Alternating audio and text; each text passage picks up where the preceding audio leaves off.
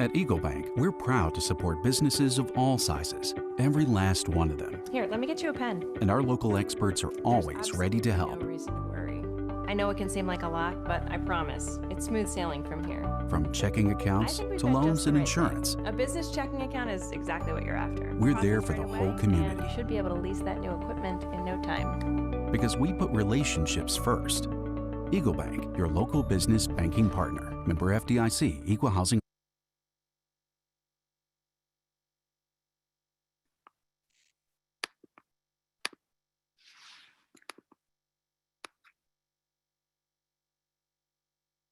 Good morning and welcome to our 5th annual Washington, D.C. Fall Financing Commercial Real Estate Forum. I'm Andrew Cohen, finance reporter at Commercial Observer. Industry experts have navigated a tumultuous market fraught with uncertainty throughout 2020 and 2021. After a market correction of epic proportions, we have witnessed non-traditional asset classes emerge as new safe havens for investors and have adjusted to fundamental shifts directed in the future of deal making. Today, our expert panelists will discuss where we stand today and emerging opportunities as we head into a new year. What headwinds are market participants facing? What asset classes are driving market activity? What do shifting dynamics between borrowers and lenders mean for the New York real estate market? And what deals are being done and where can you find new opportunistic strategies? These are just some of the topics we'll cover during today's program. Before we get started, I'd like to thank today's presenting sponsor, Eagle Bank. Eagle Bank is a community bank headquartered in Bethesda, Maryland, with more than 20 years of experience in the DC metropolitan area and more than $10 billion in assets. Eagle Bank puts relationships first and focuses on building strong relationships with leaders in commercial real estate to help transform streetscapes across the entire DC area. I would also like to thank today's program sponsors, Mesa West Capital, Pacific Western Bank, Seyfarth, and Walker and Dunlop. We have a couple quick housekeeping items to ensure that you get the most out of today's virtual program. All attendees will be muted throughout the event, but we encourage you to submit any questions you may have for the speakers throughout the program. You can do this by entering them into the Q&A box in your control panel. The moderators will reserve time at the end of each panel to address as many questions as possible. If you're looking to connect with today's speakers, let us know. You'll receive a live poll at the conclusion of each panel asking if you'd like to connect with today's speakers. We'll pass that your contact information along to all the speakers you select. It's now my pleasure to welcome our first panel. Getting back to business, will Q4 usher in a new wave of trends and opportunities? This will be moderated by Tamarin Houston, partner, real estate finance at Seyfarth Shaw, LLP. And it'll also feature Frankie Jones, vice president, managing director at Lincoln Financial Group, and Ken Marquis, principal, Stonebridge. So I guess take it away. Morning. Andrew, thanks for that, Andrew. Hope folks are really excited today because we plan to have a spirited kitchen table conversation since Kent is sitting in his kitchen. So before we get started, let's just go around the table and do a quick round of introductions so folks know our position and where we sit. And Kent, since I'm picking on you, I'll start with you. Fantastic. Good morning, everybody. Kent Marquis. I'm a principal with Stonebridge Associates. We are based here, headquartered here in downtown Bethesda, Maryland. We focus predominantly on, not predominantly, entirely in the DC metropolitan area. We don't venture too far outside of the Beltway. We are an urban infill mixed-use developer, and my charge in life is to manage our capital markets at Stonebridge. All right, and Kent will serve as our resident DC expert. We're going to go around, and next up will be Frankie. Good morning. My name is Frankie Jones, and I'm a Vice President and Managing Director in the Investment Real Estate Group at Lincoln Financial. So in my role, I oversee our closing, servicing, and asset management functions for our commercial mortgage loan portfolio, and I manage our private equity real estate funds book. Lincoln's a Fortune 200 financial services company focusing on 4 primary areas: life insurance, annuities, group protection, and retirement. Prior to joining Lincoln, I was an attorney in private practice, where I primarily focused on commercial real estate and land use matters. And I've also previously served in the in-house legal department at Lincoln. And I graduated from Davidson undergrad and from the University of Virginia for law school. Thanks, Tamara. Wahoo. So we have the developer in Kent. We have the lender side with Frankie, and I am Tamron Houston.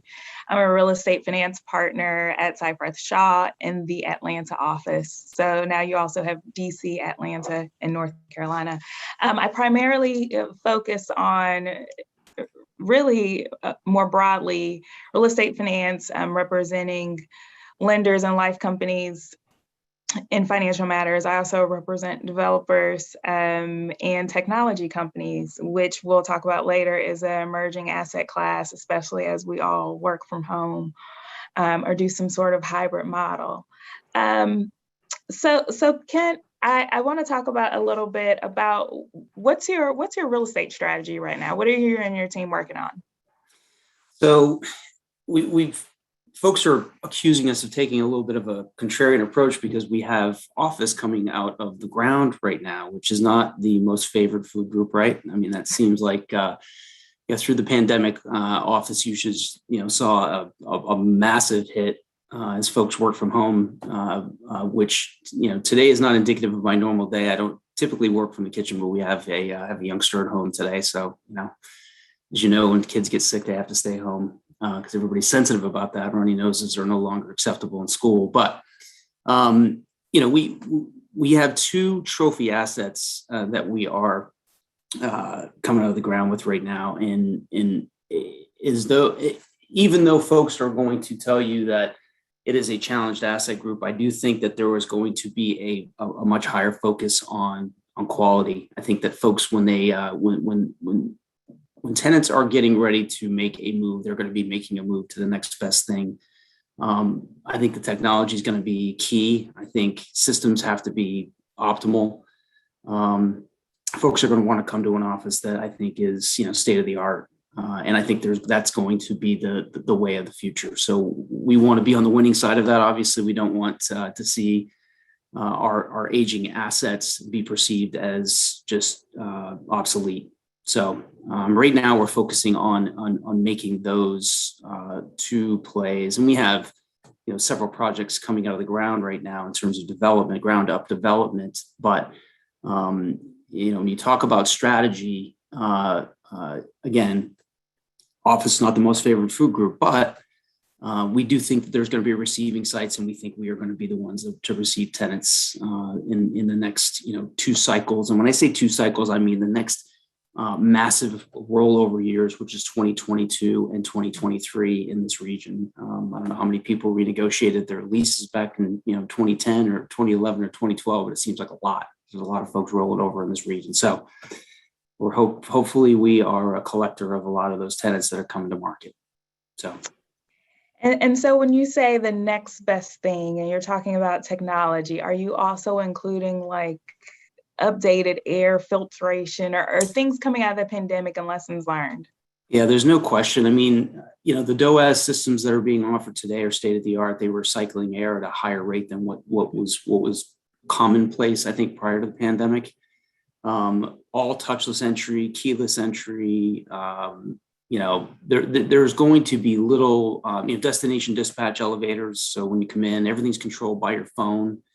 So you're not touching anything. Not that we don't want to touch anything anymore, but folks seem to be sensitive about it these days if they don't have some kind of antibacterial gel, handy on their way in the office. But I think that that's the way it's got to be, right? I think that, I know there's a perception that working from home has become commonplace. I think that that is going to be a reality. It's a new reality. But there was always going to be office need and desire and usage. And I don't think that that can change. I don't think that we can advance our, corporate culture or, our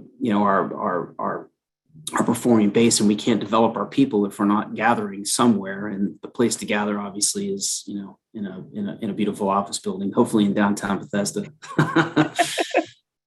Nice plug. Right. Frankie, from the lender's perspective, when your producers are going out and looking at deals, what's the favorite asset class? Because I just heard Kent say that office isn't the most favorite food group. So what are your thoughts on that? Yeah, he was dead on with that. It'll be no surprise that when you look at the most favorite asset classes, everyone could probably answer this question. It's going to be multifamily and logistics. And that is where, especially for core lenders like life insurance companies, that's where we're concentrating our efforts. Just to put some figures behind that, from our perspective, 93% of our new production in 2021 was in multifamily and logistics. If you were to look at that number pre-pandemic, it was closer to about 75%, with a good portion of that balance being for office. And it's for obvious reasons. I mean, both are experiencing tremendous tailwinds. They're generally pretty easy business plans to understand and to grasp. And then that's where there's a lot of new product coming on. I mean, office is not seeing the same amount of entry into the space, which could be great for people with, like Kent, with the contrarian view. But there certainly is a lot of new product in both the multifamily as well as the logistics space. And so I would expect that to continue. Right. And so, Ken, I hear you have buildings coming out of the ground. Are you finding it relatively easy, or your peers finding it easy to find construction financing? So the answer is yes and no. The asset that we're delivering currently, we financed just prior to the pandemic. And interestingly, our lender is also our partner. It's a massive institutional investor. So they, God bless their hearts, they showed up for 97% of the capital stack, which is nice. But in terms of our other offerings in that class, it is a challenge market. I mean, Frankie's dead on that. You say, hey, we want to go spec for office in downtown DC these days to a lender, and they stare at you kind of like, wait, are you serious? Are you joking? Or what's the, but when you parse the market and you look at the submarkets within DC, there are opportunities here for development of that class of the office assets that are required. And when I say required, I mean, it's just time. I mean, there are trophy assets that need to be developed because the next and best thing is demanded. And there are other assets that have to be just for production. GSA. I mean, we play a lot in the GSA space, which is very different because in the instance that you're doing a build to suit for the GSA, that's a credit tenant lease execution, right? So the stage is set. Lender's very happy. You have a credit tenant standing behind that deal. Spec is just a bad word today for office. But we think that there is going to be and I don't want to say it's a wave, but there was going to be a distinct movement towards modernizing the office asset class, and it's going to be required. People are just not going to tolerate. It's going to be light and air, lots of offerings in terms of amenities, open space, and a healthy building kind of mentality that is going to be the receiving sites for these tenants. So, does that mean that the 300 million square feet of inventory in Washington, D.C. has to get redeveloped next week? No, not really. But, I think over time, you're going to see the tenants be more demanding in that regard, without question. Yeah, and to be honest, I'm already seeing it when I see term sheets and I see my tenants wish list. Yeah. It has definitely expanded from what I saw 2 years ago. During the pandemic, it was, can we get out of this lease because we have Right. too much space? Now it's, well, as we transition to getting back into a lease, I want all the bells and whistles. I want keyless technology. I want more open air space, but people want doors now. You know, the open floor plan, people are starting to reevaluate whether that makes sense, especially if hoteling is going to be more commonplace with companies where people don't have a set office. They come, they set up for a few days, and then they move around. And I'm speaking from a law firm perspective because those are the things that we wrestle with. Do we need, 6 or 7 floors in every trophy building in urban cities? The answer is yes. I don't think for law firms that will change, but it's definitely interesting seeing term sheets these days and what's important to tenants versus pre-pandemic. Yeah, and I think the other thing you're seeing too, though, is that to Kent's point, it's not just a broad brush you can paint the entire country with, right? In terms of the experience with office. So if you were to look at the Q3 numbers for Atlanta, I mean, they had positive net absorption, significant positive net absorption.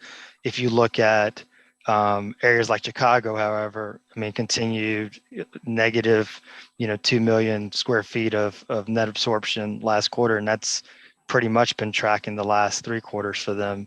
And maybe one of the toughest office markets in the country right now, including other gateway markets. So I will say that you can find pockets of good opportunities, even for lenders, including submarkets within markets that may be overall challenged. Yeah. But Ken, I think you're also right to bet on Bethesda in DC because that is a market along with New York that I've definitely seen an upswing where those markets were a little bit depressed when the pandemic first hit. You're starting to see a resurgence again. So maybe you're more forward thinking than you're giving yourself credit. I hope so. Fingers crossed. So since we're on the topic and we've talked about office a little bit, let's get out our crystal balls and say, okay, we get out of Q4 2021, we're heading into 2022. Ken, I think I know your position on this, but Frankie, what are your thoughts on office? I think as there's as there's less uncertainty around the Delta variant, around COVID, as vaccination numbers and immunity continues to improve and people start returning to the office, I think that will generally be positive. If we were to look at, our own company right now, we're targeted to go back in Q1. Now we've moved our date 4 times since the onset of the pandemic. We were initially pretty optimistic, and it set a date of I believe it was last August when it first, and so that date clearly has been moved a number of times. Right now we're charged to go back in Q1, and I do think is the uncertainty lessens that you'll see more activity in office leasing as well as development. Okay. And Ken, are you and your team back in the office? I know you're working from home today, but we are trying. There's not a mandate yet for everybody to show up at the office. We haven't put that down on everybody yet. When the uncertainties with schools and we're back in school here, that was a challenge during the pandemic for us here locally. And I can tell you as a parent, that was a distinct challenge with 3 kids home homeschooling. I was not cut out for that type of activity, quite frankly. Preaching to the choir. Yes, that was not a good time for us there, but we're kind of in the same boat as Frankie. We're gonna have everybody come back to work first part of the year. I would say that our office right now on a day-to-day basis is somewhere between 50 and 60% occupied. We only have we're 55-person firm. But we're spread out with development folks on site at our development projects and our management company, on site, obviously with the various. So in terms of what I call the intergalactic headquarters of Stonebridge, there's only about 20 people in the office day to day. So, are we back? Yes. Have we mandated it so that it is now, an expectation that folks are going to show up to the office on a typical basis pre-pandemic. The answer is no. Okay. And as folks can see, I'm in my office. We opened our doors October 1, so we are Nice. back. But lawyers were also considered in some jurisdictions essential workers, so we never really had to shut our doors all the way. But we are back, even though we've taken a hybrid approach and more people do work from home. We're back in our office. That is touchless. we were ahead of a game, and technology was important to us then. God bless you for occupying your space, Tamara. I can tell you. Thank you. So I'm going to switch to another asset class. We talked about office. Let's talk about retail. I'm always interested to hear people's thoughts on retail. Retail was kind of lagging behind pre-pandemic, but has really been hit this year as well. So I'll just go kind of around the table and just get your general thoughts. Frankie, you want to start us off? Yeah, I think in terms of retail, what you're seeing is improved performance, especially when you look at neighborhood retail, strip centers, more experiential inclined and oriented retail, which is similar to what we saw pre-pandemic, right? There's certain areas of retail that are not subject to disruption from e-commerce. As great as e-commerce might be, you still can't get your hair cut by Amazon, right? And that sounds, it seems kind of funny to say that, but what you're seeing is, grocery anchored retail is particularly an area for core lenders, life companies, where we're very focused and have seen, quite a bit even through the pandemic, because grocery anchored retail performed well. And even now, what you're seeing is, if you look at the most recent numbers from Q3, is that, vacancy nationally is down to 6.8%.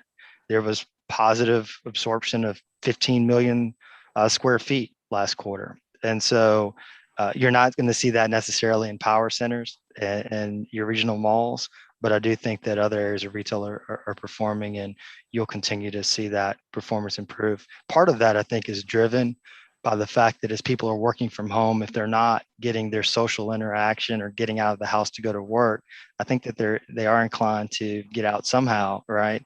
And that in terms of where do you go, your neighborhood centers and places like that are natural destinations. Yeah. It was definitely a shakeout, right? The pandemic was brutal on these retailers. And look, we can go back, pre-pandemic, and I'm happy to take the blame for being a landlord, if you will, of retailers, where we got aggressive on rents for these folks and put them in situations where if the market isn't functioning at optimal levels, they're not going to be able to pay their rent. Very rarely do you see this kind of disruption, at least in our neck of the woods, because the retailers that don't perform don't last very long, and there's 2-3 folks backing them up to come into that space. The retail here in downtown Bethesda, downtown where we function or where we focus in DC, is in high demand because of the demand drivers that warrant it. And the disruption we saw through COVID of these retailers was just catastrophic for a lot of them. What was interesting is our portfolio, though, didn't really have a huge impact. If we worked with folks, we did some blend and extends, and we didn't really have a huge fallout of retailers from our various projects, which was surprising. But again, I think that's a function of having reasonable partners and being reasonable, with the tenants. But I think that these folks are going to charge back. To Frankie's point, people want to go out. They want to go get dinner. They want to go out shopping. They don't want to sit in their house all day. And I think as things start to free up and, the kids start getting vaccinated, you're going to see a lot of more movement. And obviously tourism got just decimated through the pandemic as well. And that's all going to come back, right? Which helps your retailers. So I don't think 2022 is going to be a banner year for retail, but it's going to be a better year for sure. I mean, right? It's got to be. Just intuitively, you got to believe folks are going to be getting back out and shopping and doing their thing and get, I mean, look, everybody tried to help out and, order out as much as you could, but you can only do so much DoorDash, right? So, yeah, I mean, is it something that we are looking to spring into? Are we building a bunch of retail? The answer is no. It is, we are very measured in our approach with retail and our mixed use projects. You have to be careful because, we have a saying at Stonebridge, the only thing worse than no retail is dark retail because it is bad. I mean, it's just, it's not a good thing because you spent the money and now you're not earning money on that space. So, it is, you have to be very careful because it is easy to get out over your skis because you want to, create this magnificent mixed use environment with all, people teaming through stores and buying stuff. But yeah, you just got to be careful. Yep. So. And I guess my next question on retail, if I'm thinking about this, so what we've seen post-pandemic is the urban markets are exploding, but then there are certain places in the suburbs that are also expanding because people found that they needed more space or that they didn't need to make the commute into work. And so now people are shifting to the suburbs. Do you think retail will do well in the urban areas, or do you think we'll start to see a resurgence in the suburbs? I mean, I don't know, Frankie, I'll take that one first, I guess. I mean, I think it's going to be interesting. I think we're still in this wait and see kind of environment, honestly, Tamara, because here's the thing. The frequency of working from home is going to be with us for an extended period of time, but I don't think that the ratio of home versus office, I don't think anybody has any clarity on that yet, right? I mean, are you working from home 2 days a week? Are you working from home 3 or 4 days a week? Or what's the ratio going to be? And it's going to be different for everybody. And it's hugely important because, to your point, these I hate to call them tertiary, they're not, but these neighborhood retail centers that live and breathe off of the folks that live around them obviously are getting the business from folks who are staying home. And,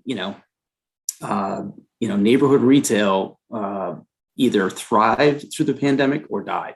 I mean, there was no in between. It was like, I mean, you can go many examples. You go outside the Beltway here.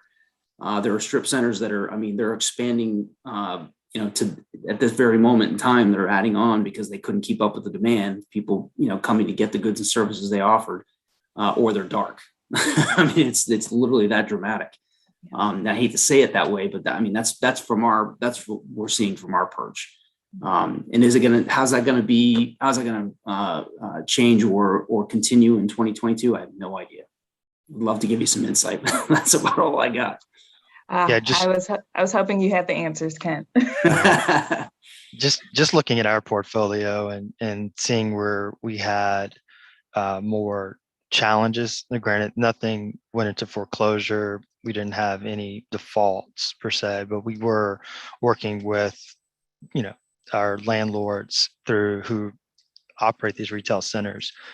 We saw the most requests were in urban retail, for people not going to work, not, who would have formerly been working in CBD, not going to work every day. So they're no longer going to the subway, no longer going to Starbucks, right? And so there were some challenges there.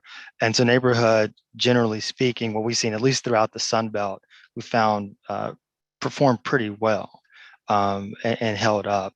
I do think that Kent's point that there's still, again, the uncertainty around people returning to work. I'll say for us, we have 4 options, right? There's full-time in the office, which, as you can imagine, will be a very small number. Then we have majority office, so think 3 days in the office, 2 from home, majority home, at least 3 days from home, and then full-time home. And the majority of our workforce will fall in those latter 2 categories.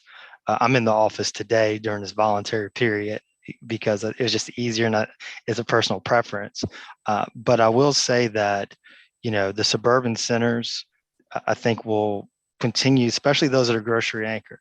I mean, we still continue to see that as being an important driver for foot traffic and where people are going. Now, granted, there will be some winners and losers within that grocery space. You can only have so many within a 1 mile radius, but I think that it'll be interesting to see where that shakes out. I think some are more positioned for longer term success than others, but again, if they're just looking at our own portfolio, in the grocery anchored is what has really performed well. It performed well pre-pandemic and is continuing to do well. And I think for core lenders, it's going to continue to be a competitive area for us. Okay. So I love all of this positive energy. So, but before we move on, let's talk about hospitality. Ken was saying people want to travel, they want to get out, they want to go to restaurants. Ken, are you as optimistic about people going back to the hotels or business travel picking up and filling some of the secondary markets hotel space? I don't know. I mean, look, we don't play in that space. We've developed hotels, but we've done it with a partner every time because the hotel business is an operating business and we're not operators of hotels. So it doesn't really make a lot of sense for us to dive into that pool, so to speak. But it's fascinating to me how the hotel industry has, made its way or managed to make its way through this pandemic without more fallout. It's surprising to me, actually, because if you look at the number of meetings, like I'm traveling for the first time to Cleveland for a corporate, they call it a corporate key indicator meeting. That'll be the first meeting that I'll travel for in the last 18 months. I mean, we've gone up to New York, but that's a regional. To me, that's 3 hours in the car. That's an easy drive. But true travel, I mean, our asset managers that are, our institutional investors have asset managers that typically come to our location 3 or 4 times a quarter. If we're in the ground in a ground up development, we've seen them once. So, I mean, that less than 20, you got a quarter of the travel that you normally had previously. It's got to be impacted long term because I think people are seeing that it's just a more efficient way to live. I can get on a Zoom meeting and I can go, have a conversation with you guys without, traveling 600 miles to get there. I think it's less desirable, in my humble opinion. I like seeing people. I'm a people guy. I want to hang out and I'd like to see them. I want them to come see what we're doing. I want them to see it firsthand. But I think folks have come to the realization that there's a more efficient way to do business, and it's manifested through exactly what we're doing right now in the Zoom meeting. It's a medium that folks have gotten comfortable with, and it doesn't require as much business travel. So does that translate to the hotels coming roaring back? Again, I'm not trying to really poo-poo that segment of the market, and I can't wait to hear what Frankie says about how hotel development lending he's doing, but it can't be good, in the near term. And I think long term, I think it's a long ride back up, in my opinion. Yeah, can't nail that in terms of outlook on hospitality. It's still a challenge as you look for business travel. Obviously, the more drive to leisure and vacation has rebounded quicker and has done well. And I think the increased flexibility that people have with work from home, maybe they're able to drive and work out of their hotel a day or two earlier for their family vacation, which I think is people are taking more advantage of. I think business travel is going to continue to be limited throughout 2022, or at least until the latter portion of it. And especially major conferences, that to the degree that there are conferences, I think that there's going to be fewer companies are going to be sending fewer people to those, I think, generally speaking. And so I think that that's more when you're talking about full return to business travel. If we ever get there, I think that's going to be, on into late 2022 or early 2023. But I do think that the drive to more coastal oriented or vacation oriented hotels will perform about where they're performing now, maybe slightly better. All right. Well, we'll end with multifamily. I know we talked about it before, and multifamily has been on the rise. Do you think we will continue to see the types of numbers we've been seeing in 2021? Do we see that bleed into 2022? Frankie, I'll let you go, since multifamily is the asset class that you seem to like the most. Yeah, absolutely. I would say that, the trends that we're seeing will continue. I think if you're talking about what are the factors driving this demand for multifamily, housing affordability is a challenge, right? Even if someone can afford the mortgage, if you're looking at the escalating housing prices and thinking about the down payment, that's a challenge. But even if for people who have the means, I think that there's still some other factors that are driving people to multifamily. One is job portability. If you think about the fact that people want to have the flexibility to be able to leave, and it's a lot easier to pay out the term of a lease than it is to try to market a home for sale and sell it, especially in certain markets around the country. People are getting married later as well, and I do think that impacts the desire for a home, and so forth. And not to be stereotypical, but I do think that it is an important driver for home purchasing is starting a family.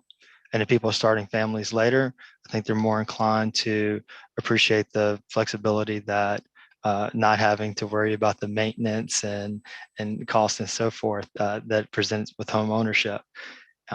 But yeah, I think that everything is, pushing towards. There's a lot of capital entering that space. Will continue to be. Obviously, agency lending helps in that respect in terms of the availability of new product. I think that the amenities that present themselves with multifamily are going to continue to be attractive. But it's not just Class A. I mean, it's Class B and C too, and that's a competitive space because that's an area where if you look at existing product, it's very profitable. It's extremely profitable, especially with rent projections. Now, perhaps at a certain point, and I don't think we're there yet. The annual rent increases may not be as significant as they are right now, but I think for the foreseeable future that is here to stay. And I think across various income levels, there is significant demand in strong markets where you're seeing population growth, where you're seeing economic growth, and the demand for multifamily is just outpacing even the supply as fast as it can come on. So I would see it here to stay for quite a while. Okay. Yep, I'd agree with that. I mean, as much as we want to have a little bit of a debate on the panel at some point, but no, I agree with Frankie wholeheartedly. I mean, we've got 1,300 units coming out of the ground now, and the demand for those units on a pre-lease basis is tremendous. I mean, we're seeing folks signing up, not in droves, because there's really not that type of environment right now, but it is stronger than I would have anticipated or we would have anticipated. And in terms of rents, I think rents are going to sustain, but I don't think you're going to see huge growth over the next couple of years because it is the most favored asset class and there's a lot of money pouring into it. You're seeing a lot of deliveries. I mean, we're seeing thousands of units deliver in this region, over the next couple of years. But when you line up, to Frankie's point, when you line up the economics, I'm sorry, the statistics, I mean, it seems that demand is going to be outpaced, by deliveries, not by deliveries, but the demand will outpace deliveries for the foreseeable future. So, I mean, is it sustainable forever? No. I mean, look, you see multifamily go through cycles. But at least in this region, again, I'm just speaking about Washington, D.C. and what I call the urban nodes of Washington, D.C. It's just a phenomenal performing asset class. I mean, we like to own our apartments long term because you very rarely see a reset in apartments that requires you to reposition or rethink your ownership strategy. They just appreciate in value. And if they're well maintained and well run, well marketed, yeah, it's a solid asset, So it is fascinating to me. I can't imagine, my wife and I bought our first house when we were, 34 years old. I can't imagine being a 34-year-old trying to buy a house today. I don't know where you buy a house. I mean, there's no inventory. It's really expensive. The stuff that you can find that you can buy, you really don't want, or you have to knock it down and you can't afford to rebuild. And it's a bit harrowing, but like everything else, I'm sure that will change, at some point. But I think it's several years before it does. I think this whole talk about the silver tsunami, I mean, I think that's really got to happen. These folks, it was supposed to happen, I think, several years ago, as these folks that, got into their, late 60s, early 70s. And the reality is they're still young at heart. They're not going anywhere. They want to do the same, what they've been doing for the last 20 years. So, they're going to be in their 80s before they make a move. But that's going to be, again, I think that's several years in our future. All right. Well, I'm supposed to be keeping an eye on time, and I don't want to go over into the next panel. But before we leave one another, let's just a round robin. Any kind of predictions for the end of the year or for the new year? Yeah, just a couple. One is as you look at alternative sectors, right? So if people are looking, saying, hey, multifamily industrial, we've got enough of that. What else is there out there? I'll tell you 5 or 6 where we're seeing more activity. And again, these aren't necessarily just post-pandemic property types, but ones that I think will get more attention. Life sciences, we're seeing a lot of activity in the space. Cold storage, single family residential rentals. The SFR space is very active and growing. Data centers, that obviously is continuing to trend with e-commerce, self-storage, and also would throw in manufactured housing. Now, these aren't necessarily all DC things, but I will say across the country that's where we're seeing more and more opportunities. Right. Yeah, no question. I mean, we're making a big bet on life sciences here in Lower Montgomery County, Maryland. Again, there's a lot of press, and oftentimes you like to run away when the press starts getting good. You like to run away from that asset class because that's where the pack and where the herd is headed. But we're big believers in purpose-built life science buildings, which means a lot of what you see in the I-270 corridor here in Maryland, anyway, as opposed to a Cambridge or San Francisco or San Diego, where you have these huge clusters of life science and various technologies, biotechnologies. They're not conversion plays. It's not a 80s vintage, 2-story flex building that was converted into bio. It's purpose built, meaning it's being built for the sole purpose of accommodating the demands of these life science companies. And we think once that's offered here, and we're planning to do it, that it's going to be well received. So that is our strategy going into 2022 and 2023. And we think it's a speed to market play, meaning the sooner you can deliver it, the sooner they will come. So. Right. If you build it, they will come. Yeah. Well, amen on that. Well, gentlemen, thank you so much for not so spirited of a discussion, but I think we're all aligned on a lot of issues. It was fun. Kent, next time Frankie and I are in DC, we want to go to the coffee shop or whatever's in your neighborhood. Please come visit. We love having company. So come visit. We will definitely show you around. Sounds good. Well, have a great one, and thanks everyone for listening. Thanks, Tamarin. Thanks, Frankie. Thank you. Take Back care. to you, Andrew. Yes. Hi. Thank you very much for a great discussion there. Our next panel, Reigniting the Debt Market, will be moderated by Kathy Cunningham, co-deputy editor and finance editor at Commercial Observer. She will be joined by panelists Elizabeth Cotter, senior vice president of capital markets at JBG Smith, Patrick Crandall, Executive Vice President for Commercial Real Estate at Pacific Western Bank. Matthew Snyder, Executive Director at Mesa West Capital. And Sherry Thompson, Executive Vice President and FHA Finance Group Head at Walker and Dunlop. Take it away, Kathy. Thank you, Andrew. Good morning, everybody. Like Andrew said, my name is Kathy Cunningham, Finance Editor for Commercial Observer. It's my sincere pleasure today to be joined by this great group of panelists to discuss reigniting the debt market. So just to kick things off, I'm going to start at a kind of a controversial place in saying that I already feel that the debt markets are reignited. Am I wrong here? Pat, you're nodding. Go ahead. You are not wrong. Debt markets have been reignited for a very long time.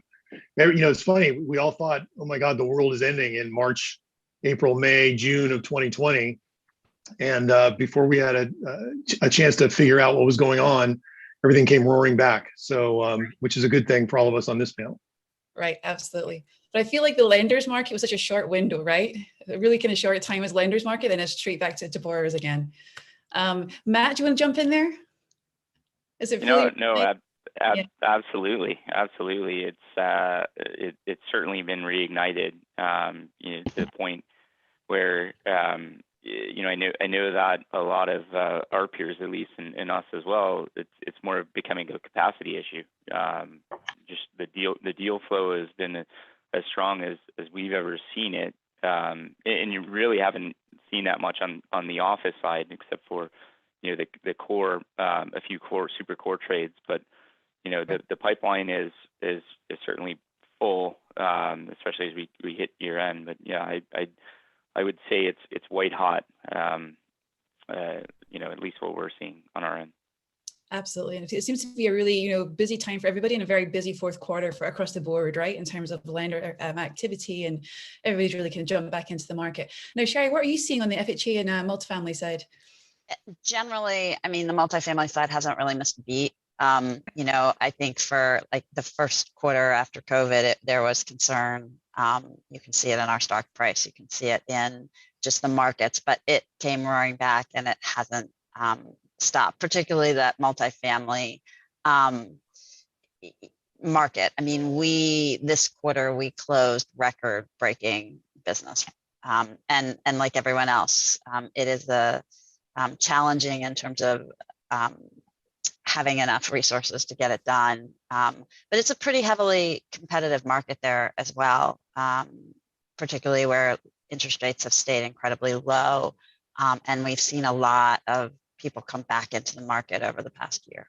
Absolutely. And Sherry, when you say record-breaking, is that record-breaking year over year or quarter over quarter? What kind of figures are you seeing as we round out this year? For us, we're seeing it in the market overall.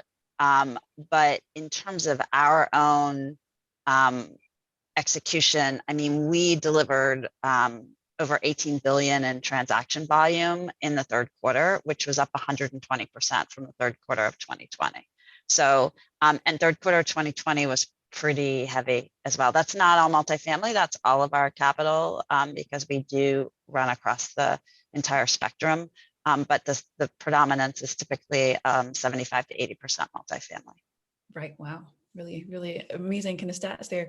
Now, Elizabeth, you're the voice of the borrowers on this panel. So what are you seeing? I guess it's a good time to be a borrower again, but pretty much always has been. But what are you seeing from your seat in the market today? Yeah, I'd say, it was 2021 has been an interesting year. I'd say we were anticipating kind of the capital flows coming back at the very beginning of the year, which we started to see. I'd say at the end of first quarter is when it just kind of the light bulb switched on, and you saw almost a panic in some sense from lenders of trying to get capital off. I think is a combination of a huge activity in the bond market. So, banks were seeing an incredible runoff. The agencies never missed a beat. And then I think as you got later on in the year, and especially third and fourth quarter, the talk of rising rates and just kind of on the borrower side, again, almost a panic to get deals done. You also, potential pending tax law changes, which contributes to, people just trying to get stuff done by the end of the year. So it certainly 2021 has been a great year to be a borrower. And we don't necessarily see too many things changing going into the new year. Absolutely.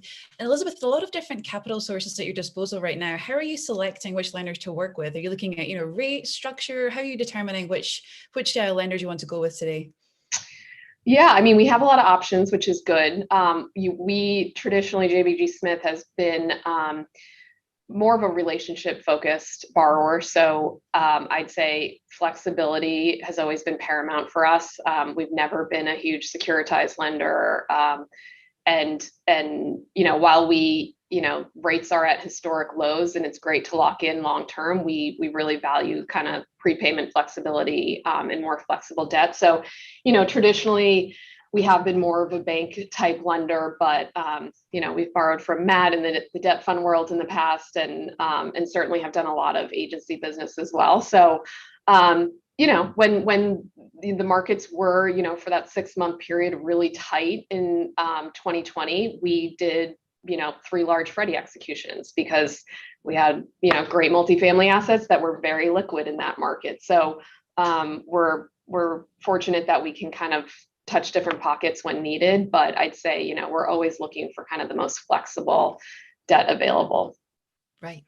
So Pat and Matt can go up against each other to try and get your business going forward. So Exactly. we have a great, selection of viewpoints here, though, because we have obviously, Pat with PacWest Bank, then we have Matt with Mesa West, which is a debt fund alternative lender, and Sherry from Walker Dunlop, the agency perspective. So we have a lot of great perspectives today to offer in this panel. I'm curious to see, so in terms of the parts of the debt market that aren't reignited, so the asset classes that have been badly marred by the pandemic, retail, hospitality, office to some extent, what will it take to reignite those particular segments of the market today? And Pat, do you want to jump in there? Sure. For office, I think, the bogey is when's everyone going to return to work, right? I'm doing this panel from my home office, and our bank hasn't really dictated a time frame yet. The official return to work date is sometime in January. So we don't have a hard date yet. And I think a lot of companies, some companies certainly have already mandated employees come back. But a lot of companies are still waiting. And, with the vaccine mandates, and there are a lot of moving parts to sort of figure out when you're going to see robust return to the offices. I think office occupancy by virtue of Castle Systems card swipes is still like around 30% in Manhattan. So there's still a long way to go in these urban markets.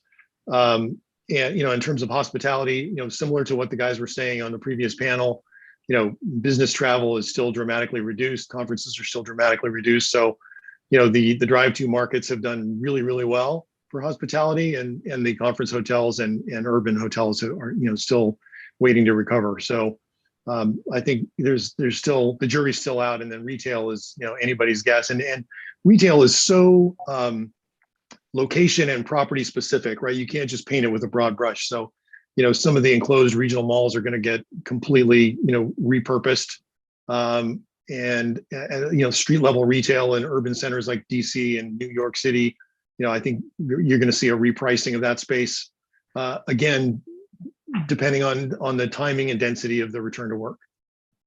And Pat, in terms of your construction lending, and when you're making a loan today, are there any new either covenants or terms that are going into the loan agreements? If you're working on retail or hospitality asset or what have you, any new terms we might see post COVID? I don't think so.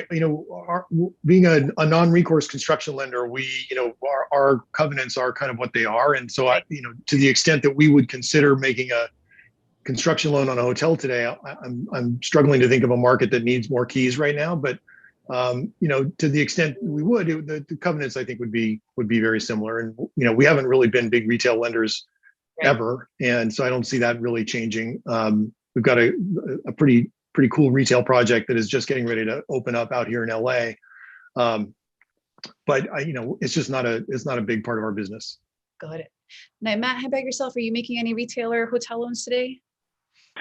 So we've nothing on the retail side. We do have a very small percentage of retail in our book, but that's mostly super super high end, not in regional malls, but we have a loan on loan on Rodeo Drive, so super infill high street retail, but it's a very, very small percentage of our overall portfolio.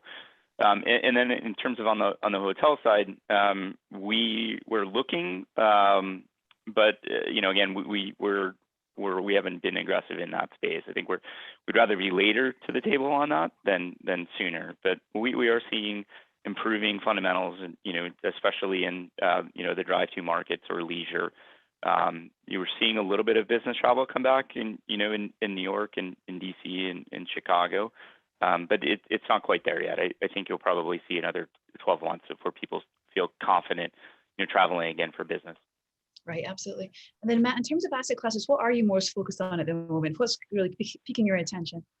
Yeah, well, it's multifamily, and multifamily, and then a little bit of industrial. Yeah, and a little bit of industrial. We've the multifamily space is on fire. It feels like every single asset, especially in the southeast, is either being recapped or trading. So the multifamily space is keeping us very busy. We are looking at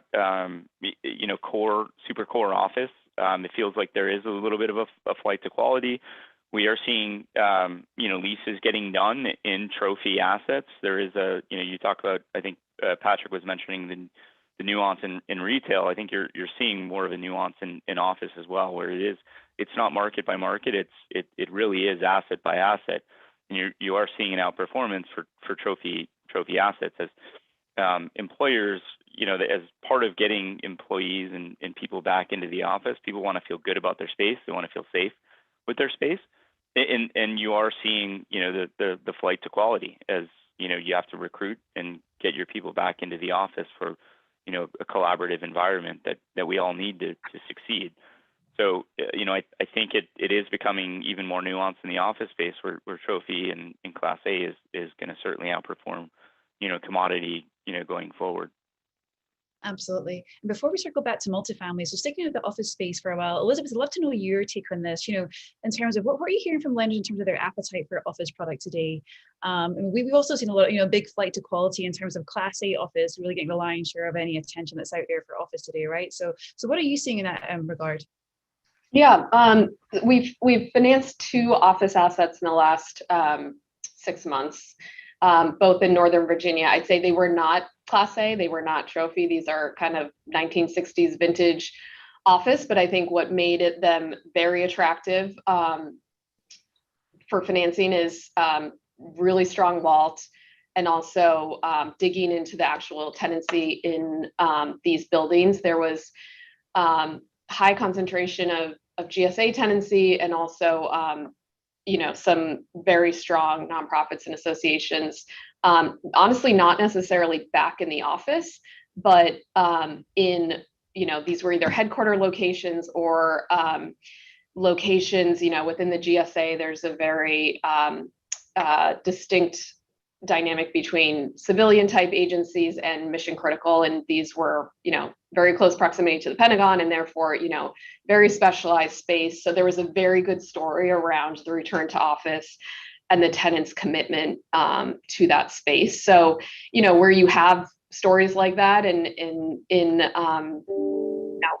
those types of assets, I'd say we were pricing that with spreads in the low 100s for 5 to 7 years, interest only, up to 70% leverage. So it is, it's either it's not financeable, or you can get incredibly, we had a dozen lenders clamoring over those deals. So it's really interesting. So, not every office asset in our portfolio fits that mold. So we have to be very selective on which ones we, are out in the market with right now. But there's certainly, really attractive debt available in the office market, but it's sponsor dependent.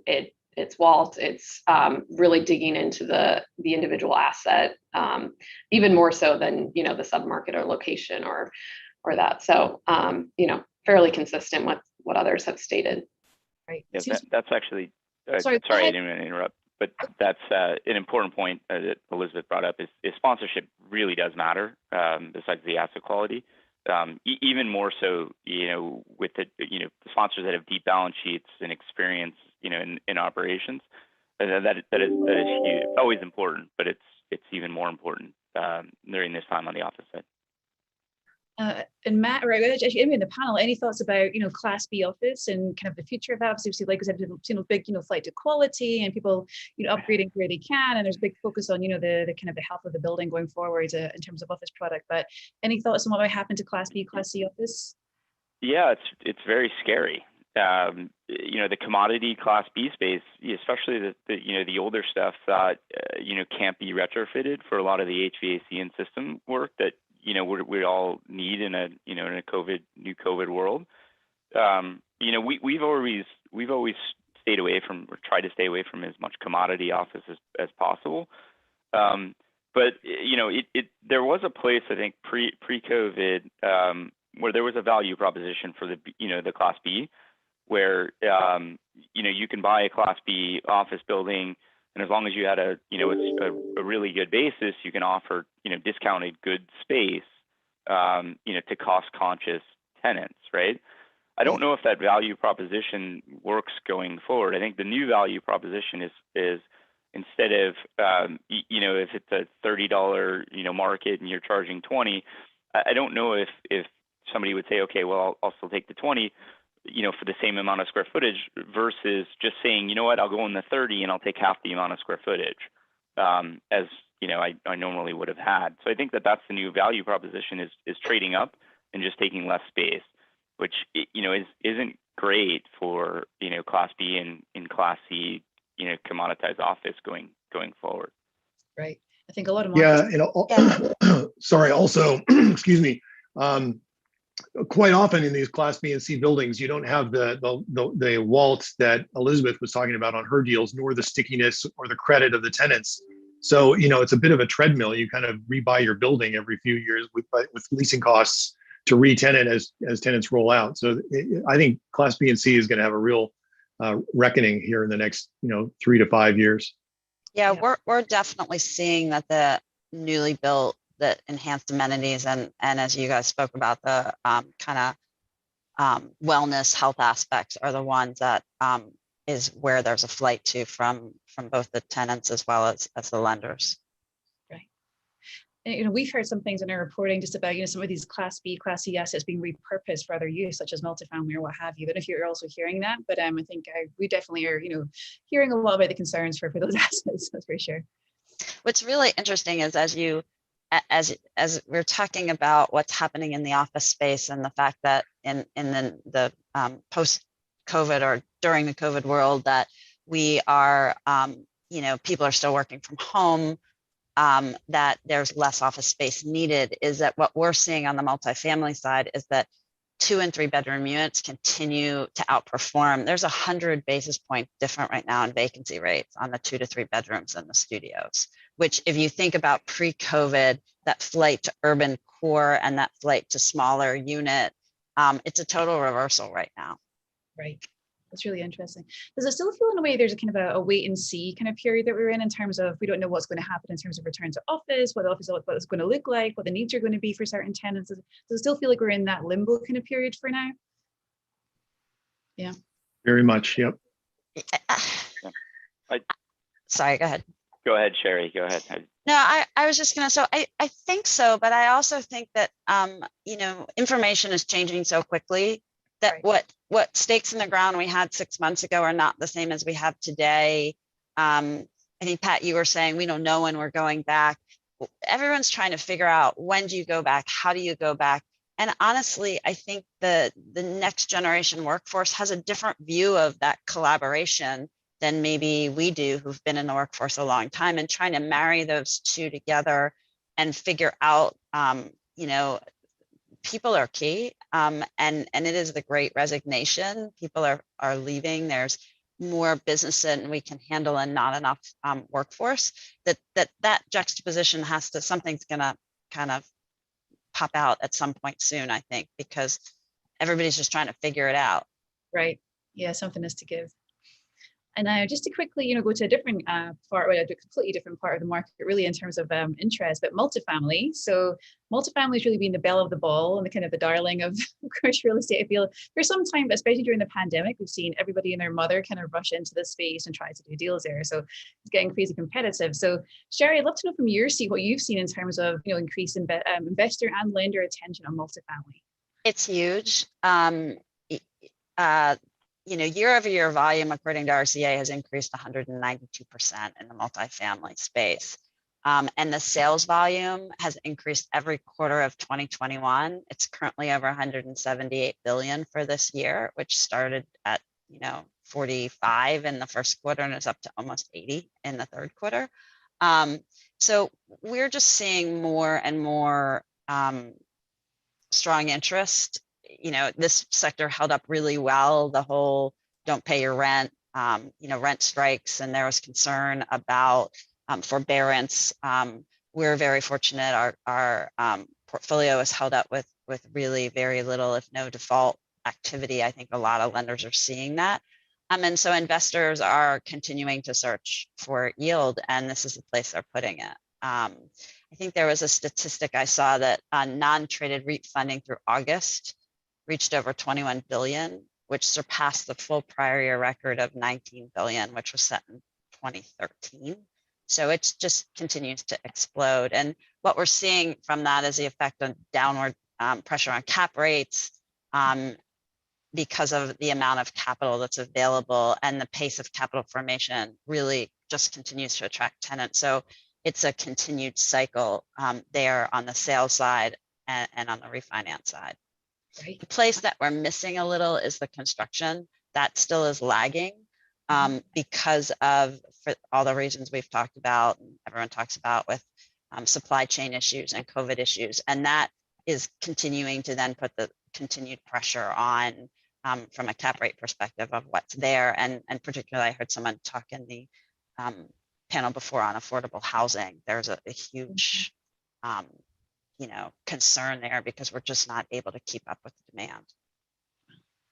Pat, any thoughts there on the construction side? Yeah, I mean, we're doing our best to help fill that void in the market. We'll probably do close to $2 billion of construction financing this year, and most of that is really going to be in multifamily, with a smattering of other products, some life science, some industrial, but the overwhelming majority is multifamily. And it's been pretty remarkable in the markets where we're lending around the country, DC included. The velocity of the market recoveries has been just staggering. I mean, you had this huge overhang of space, mass migration out of urban locations to the suburbs, and then this wave back in, or people that were already in an urban location and were able to upgrade their living situation because rents had dropped so much. That's gone. Rents are now on a vertical trend. Concessions have vanished from almost every market, at least where we're lending.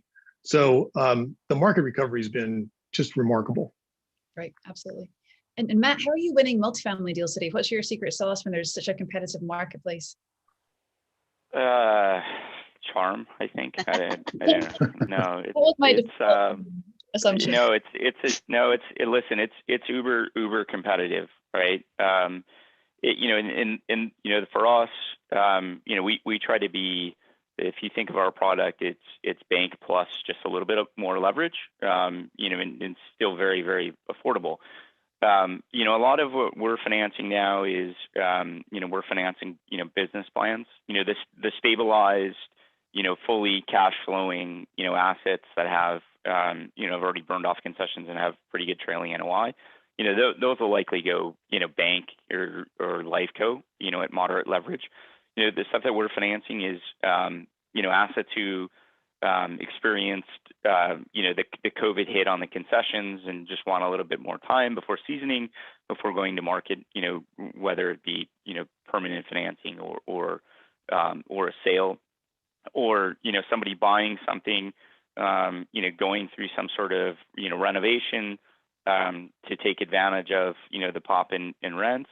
Or, we're just seeing, other, markets with just very low, debt yields that, on a on a historical basis might seem low, but when folks are buying things in Austin at 2.5 caps, and have some sort of business plan and fresh cash going in and strong sponsorship, we're seeing it. We're seeing a lot of that. Right. The challenge, I think, as Patrick mentioned, is just underwriting rents. I mean, a lot of these markets have come back so hard and so quickly, and that are now well exceeding pre-COVID rent levels. They're seeing trades and cap rates that are that you can't really comp to at any point in life cycle of these markets. That's just the challenging part, is that it can't continue to go up, right? So it's what point does it plateau or start pulling back? But again, we study supply and demand, and the demand is still outpacing supply in a lot of markets. Right. And Matt, any kind of general forecast in terms of when we might see that plateau or pullback? I don't know. Yeah. I don't know. Yeah. I mean, you had a pretty good lag, during COVID, where construction, slowed down tremendously in a lot of these markets. So it gave, another, 12 months for a lot of these assets to, absorb, while people are moving back into urban cores, or moving, from New York into the Southeast, or Chicago, to Nashville, wherever it may be. But there's been certainly inward migration and it hasn't been, the normal course of supply. Developers will always figure out a way to build and develop. So I'm sure that we'll hit equilibrium at some point, but I just don't see it in the very near term here. Yeah, Right. I think that potentially your cap, at least for a short term, will be people's ability to pay the rent, right? Because there is the supply demand is imbalanced. There is, the need for multifamily is there. It's more a matter of, at some point, you can charge more, but people can't afford to live there, right? And incomes are going up at a lower pace. And with inflation potentially coming back, that could be your limiting factor for at least a few years. Yeah, it definitely makes sense. Yeah, and I also think that you're going to start to see equity capital tap the brakes a little bit. I mean, you have to talk yourself into some pretty aggressive rent growth to get to a return on cost that sort of makes sense in a lot of cases. And as a lender, we don't underwrite that kind of rent growth to make our deals pencil. But you look at some of these deals and you think, man, I wonder if the equity is really going to make money on this deal. Yeah. We've definitely heard a lot about that in our reporting also. I think, a lot of, nobody on this panel, but, lenders we've spoken with have said that, a lot of deals just aren't really making sense for them today in terms of the multifamily space, which I think is something that definitely could be an area of concern, going forward. Now, in terms of, we've seen a lot of multifamily capital spill over into the SFR side, single family rental. Is that something that anyone in the panel is interested in or viewing as an interesting part of the market? Yeah, I mean, we do. We just closed. Oh, sorry. Go ahead. No, please go ahead. No, we just closed on a build for rent deal in Florida. So we like that space a lot. Yeah, we have a division that started probably 24 months ago and really has dug in there. I think there's tremendous interest. I would say it's the darling of the multifamily industry right now, but the lenders are not as active there. It's getting them to understand it. We're spending a lot of time kind of bridging the gap in the education there. But we are seeing very large institutional players entering and have entered that space, along with, regional. Sherry, just send those deals to us. We'll take care of them. You got it. We will happily do that. And with sorry, go ahead, Matt. Oh, sorry. Yeah, we're in the exploratory phase of that market as well. A lot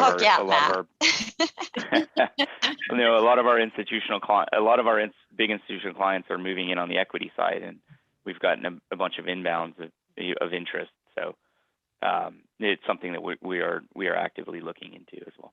Yeah, I think it's really interesting part of the market for sure. And from what I can understand, there's sometimes better yields we find in the SFR space than multifamily today also. But pretty interesting stuff. And that's a place the GSEs haven't really gone yet, or aren't embracing as much, which leaves the opportunity there for the other, to really take the market share. Absolutely. Yeah, really interesting. You heard it here first. Now, in terms of, DC, so Elizabeth, you're in DC, Sherry, you're Bethesda. So I'd love to know, like, what's your perspective on what does DC have that other markets don't have right now? And how is it recovering in comparison to, say, New York, LA, and some of the other, top markets in the US? Yeah, I mean, so JBG Smith is invested exclusively in the DC metro area. So all of our holdings are here. And even we have even more concentration. Over half our company is invested within, call it a mile or so radius of Amazon's new headquarters, which is under construction and will be delivering in 2023. So, I think there's a lot of headlines around DC and in particular office, like we've talked about.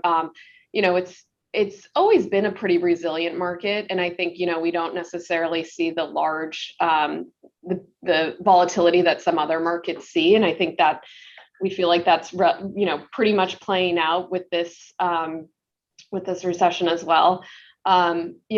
We feel really fortunate that, again, more than half of our holdings within a very concentrated submarket that has a huge demand driver that's not slowing down. Amazon's plans for their almost over 4 million square feet of new office space in National Landing has not skipped a beat, and their hiring has not skipped a beat. So when we've seen a lot of activity on the leasing side from them over the course of the last 12 months as well, just, with interim space before this new headquarters delivers. So so that's a really bright note for us. And we feel like DC in general is transitioning away from a solely government town. It's been happening for years, but I think it's really accelerated over the last 24 to 36 months, with Amazon's announcement and, the follow-on demand that we expect to come. So, we're really excited. We're really bullish on what's going on in National Landing. We have,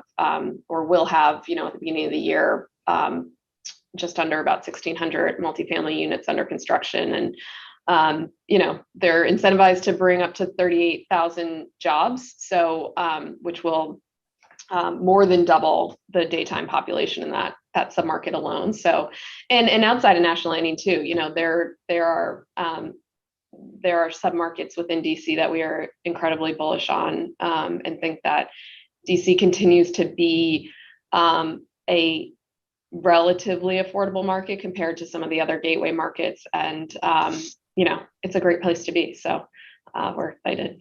Elizabeth, you must have been nonstop working through the pandemic, right? With National Landing, everything else that was going, you must have been nonstop pretty much the whole pandemic. Yeah, I mean, thankfully it's kept us really busy. And again, our business obviously has been impacted by COVID, but thankfully we're primarily office and multifamily owners and operators. Our development pipeline is over, 70% multifamily. So, there's headwinds, but we feel like, again, the demand drivers are really we haven't veered off course. Because I would say, Elizabeth, that what we're seeing is that other investors are agreeing with that. I mean, our investment sales team is exclusively multi, but the trailing 12-month sales volume in the DC Metro is down about 8% from 2 years ago, where LA is 14 and Manhattan is almost 50%. So we are, our team, and it looks like a lot of investors are pretty bullish on the DC market. We think, it's on track for a really big sales year from a recovery standpoint in the next year or two. And they're reporting also that there's more yield right now here in Boston and the Mid-Atlantic than the Southeast. So that's where we're seeing the activity pick up considerably. Yeah, I'd say we feel like cap rates are absolutely insane here, but then you hear what's going on in other Southeast submarkets, and it's kind of scary. So yeah. Now, Matt and Pat, you both have National Landing kind of footprints, but Matt, you're in Chicago, right? I am, correct. Right. And Pat, you're in LA. So in terms of your perspective of DC, how does it shape up compared with some of the other markets that you're interested in lending in today? So we've always liked DC. I'm sorry, Matt, go ahead, please. No, go ahead. You take it. That was a good start. We've always liked DC. We have a fairly large office in Chevy Chase. So, and we've done over the last 5 years, just shy of $1 billion of construction deals in and around the DC metro. And so we have a good real estate lending team and on the ground there, and our asset management folks are largely based in Chevy Chase. So we've always liked, for all the reasons Elizabeth said, we've always liked DC. Most of what we've done has been multifamily, but we've done some condo, we've done some office, we've done some industrial. So we've done quite a bit of lending in that market and continue to like it. And again, the DC market recovery. When we just closed a deal in Northern Virginia, and it's a conversion from office to multifamily, and I know that the rents that we underwrote they've already blown through those rent projections, and we haven't even they're not even completed with the first building yet. So so we're very bullish on the DC market. And Pat, just curious, was that conversion, was that kind of in place before the pandemic, or was that a decision that was made during the pandemic to convert the building? The sponsor bought the building pre-pandemic, and so but we came into it sort of late 20, early 21. Got it. Good to know. Sorry, Matt, go ahead. I think I interrupted you there. Yeah, no, we've historically, we have a large concentration of our core fund in DC office. Historically we've been very bullish on DC just because the capital flows into DC, especially foreign capital. It's always been a store of wealth, in a relatively safe investment especially for offshore capital. On the leasing front, pre-COVID was challenging. It's very expensive to sign leases in the district. I don't think that has changed, especially as you're waiting for the government to tell people to go back to the office. I think that there was some concerning rhetoric, in the middle of COVID that people with government jobs never have to go back to the office. I don't know if that stance is softened, but that's certainly a driver for office space, in DC. But yeah, I mean, the capital flows have always been fantastic. Leasing has been a little bit of a challenge. You are seeing a little bit of divergence. Northern Virginia is certainly outperforming, the district. We've been very active in Northern Virginia as well. So, I maybe I'm a little bit more cautious, than everyone else. I still think long term that the fundamentals make sense for DC, especially with the divergence of moving away from being just a government market. You're seeing tech come into DC with obviously with what JBG is doing with Amazon, but you're also seeing it in other places in Northern Virginia. So hopefully, as they diversify out the economy, that helps absorb some of the space and the leasing downtown that has been a little slower than I think a lot of the landlords would hope for. Right, absolutely. Now, not to end on a down note, but I'd love to know, what are some of the concerns that you'll have in the market in general at the moment? I think there's a lot of positivity kind of surrounding out this year, going into next year. But what are some of the either the cautionary tales or any kind of worries that you might have about where we are in the market today, emerging from COVID-19? Pat, do you want to kick us off there? Sure. I guess the ongoing uncertainty around inflation and the economy.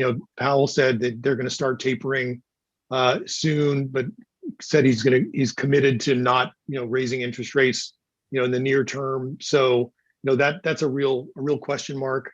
And they continue to say that the inflationary pressures that we're seeing now are temporary and supply chain driven. That remains to be seen. So to me anyway, that uncertainty, the stock market is trading at arguably above historical levels. And if you look at the S&P, and I think it's trading in like a 30 PE, and I think the historical mean is around a 15. So and companies are earning a lot, but does that mean that we're headed for a pullback? And how does that sort of ripple through the real estate economy? But for me, like Elizabeth said, cap rates are insane in DC. The cap rates are insane everywhere. And if you're buying something at a 2.5 or a 3 cap, because you can get interest rate with a 1 handle, that's just not going to be the case forever. So it'll be interesting to see how that all plays out. Absolutely. Sherry, do you want to go next? Yeah, I mean, I would agree. Inflation is definitely a concern. We don't see interest rates probably going up for the next year or two. But I also think, as Pat was alluding to, credit, as you look at where cap rates are, where we're lending into the low interest rates, at some point there's nowhere else for it to go. And there is such huge demand from investors that it is driving just such a frothy market that so far, I think people have been really good about keeping to their knitting, so to speak, on credit standards. Matt, I think you spoke about that a little bit, but if that starts to erode, that's kind of, if you look back historically, what gets us into a lot of trouble. I would also say resources. That's a concern, just because, as we talked about, there's, we can't, we have to figure out how to interact with our workforce, what they want from a COVID world, and being able to keep up with the demand that's there. And then, lastly for us, I think it's just, the GSEs in terms of Fannie and Freddie and the FHFA scorecard, and that changes every year. And so as that changes, that as we saw, like beginning of this year, they were not in as much, and it's directly related and tied. So right now we're on a really good track there, but it is variable that we keep an eye on. Absolutely. Elizabeth, from the borrower perspective, anything that's keeping you up at night? Fortunately, nothing really keeping me up at night, but I'd say I think what we're most curious to see play out over the course of the next 12 months is just the return to office and the capital flows to the office sector. I was with a broker the other day on the investment sales side who said, they're selling industrial multifamily at 2 caps, and they have beautiful office buildings, fantastic real estate, either in downtown DC or Bethesda, and they can't get people to tour, and at an 8 cap, or it just doesn't make sense. So at some point, I think people are going to wake up and see just the actual real estate, and once there starts to be more of a trend of companies committing to any sort of certainty around their return to office, and it won't be the same, of course. There'll be changes, and but I think we've been back in our office fully, our whole staff, over the course of the summer, but everyone has been back the month of October, and it's been fantastic. And frankly, it was because companies, as Sherry said, attrition is a huge thing, retention, culture, getting people just re-engaged and bringing back company culture was so important. But we're only in 3 days a week, and we have all these other, it's a new plan, but it was imperative for our business to get everyone back. So I think in the first quarter, we'll start to see more clarity there, and hopefully more capital flows in the office sector. That makes sense. Matt, any thoughts there? No, I certainly think that cap rate inflation is a concern. The back to work, I want to see how that plays itself out. I think that there is going to be a reset in the office market. There will be a haves and the have-nots. Curious to see how that plays itself out. But I think that the office story is not over yet. I think that there's still another leg to that. And then again, as capital flows are continued, there's just so much liquidity out there on the on the equity side as well on the debt side that I don't know how that sort of plays itself out, as long as firms are incentivized to invest on behalf of their fiduciaries, right? They have to invest, and then that'll always keep asset prices stable, especially in really strong markets. So I think that we're in this kind of calm stage right now. I don't think that there's anything on the horizon. Everyone can kind of point to things that concern, but it generally feels okay right now. Good. So after the last 2 years, that's good to hear. It's very good to hear there's nothing big coming down the pike. That's for sure. Well, it's great to see you all. I think we're actually out of time already. This has gone really, really quickly. But thank you all for your perspective today. It's always great to see you, at least virtually for now, hopefully in person really soon. And hope you'll have great holidays as well. Happy holidays to you all. It's that time of year already. Thank you. Thank you. Have a good day. Thank you all. Over to you, Andrew. Yes. Hi. Thank you, Kathy. And thank you again for the panelists for another great discussion. I'll actually be moderating our next panel, which is where are the opportunities to be found? And our panelists are Bo Menkati, founder and CEO of the Mentaki Group, Scott Meyer, Chief Financial Officer at PTM Partners, and Ryan Reel, Executive Vice President and Chief Real Estate Lending Officer at Eagle Bank. Thank you all for joining me today. Yeah, thank you, Andrew. Thanks, Andrew. So, there's a lot to get to here.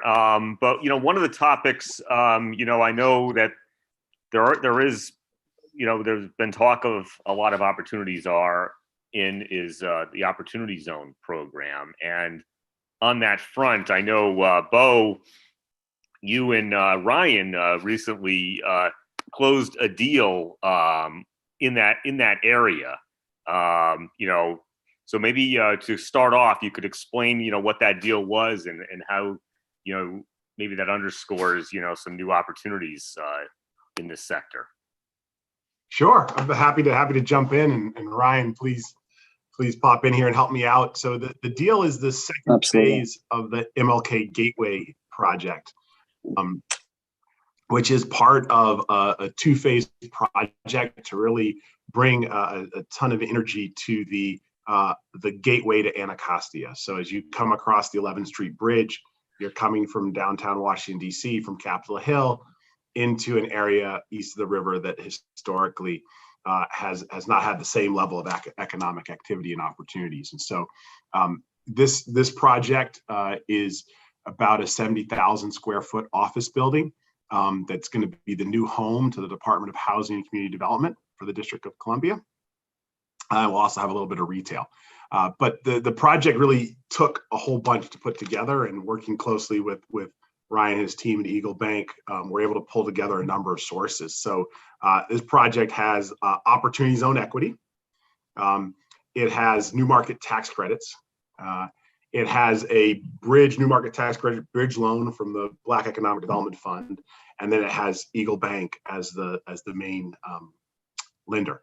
And so it's taking a village to make this project work, but the project's going to have a ton of impact in Anacostia, and I think you'll probably hear from Scott a little bit later, some of the opportunities we have in Opportunity Zones to really pull together projects and push some of those projects that would have been on the edge from being able to attract private capital over that edge and really make a difference in some communities.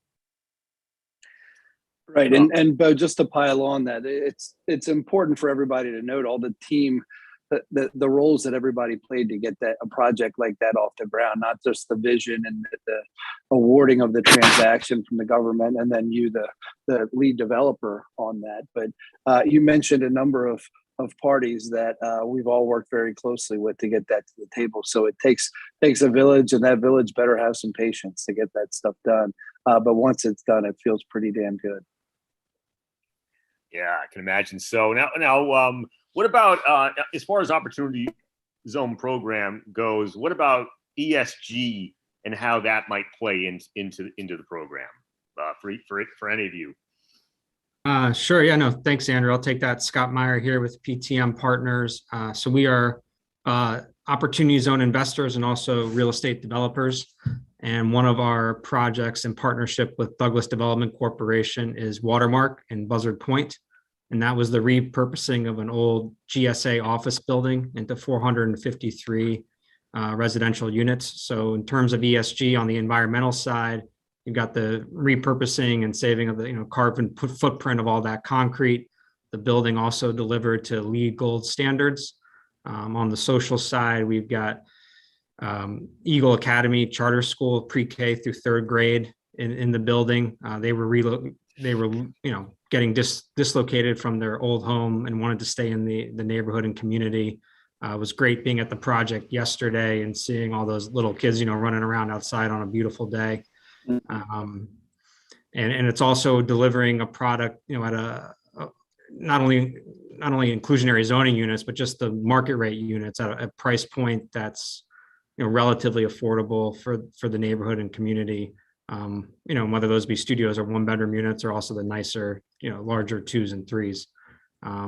So it's really, tying into that community, and it's great seeing all the development that's happening to make Buzzard Point, a 24/7 work play environment from an old, kind of rundown industrial area. Yeah, and do you think that as the Opportunity Zone program, as investors get more used to it, that the ESG component of it is going to take on a bigger focus in 2022? Absolutely. I mean, I think, Opportunity Zones operate within the larger commercial real estate framework, and, ESG is just becoming more and more important to investors. Doing solid projects with good returns isn't enough. Being part of the community and giving back is critical too. So we try to exemplify that with each of our projects, and the best way is to show people, not tell them. So I'd say, I think too, just to add on to that, as Scott said, as the program gets more established, I think its ability to demonstrate impacts beyond just financial ones will be critical to its being able to continue and getting reauthorized in the future. And then the other piece that's happening that's been really interesting, I just want to give a shout out to the great people in the Deputy Mayor's Office for Plan Economic Development in DC. They did a lot of work and think about how local municipalities can come alongside Opportunity Zone tracks and leverage that federal incentive to do something on the local side and bring even, philanthropic and other dollars along with that. So in partnership with some foundations, there was a lot of thought about how policy initiatives from the local government can drive and sort of help direct Opportunity Zone investments. So if you think about a project like ours, a competitive RFP process from the district, a city agency, some neighborhood prosperity grant, which is like retail incentive grants to some of the retailers, all that comes along together along with the state, or our case of the district, Opportunity Zone treatment that goes along with the federal treatment. So there was this idea of how you get intentional as a municipality to come alongside that and drive some of your local priority policy initiatives using the Opportunity Zone program.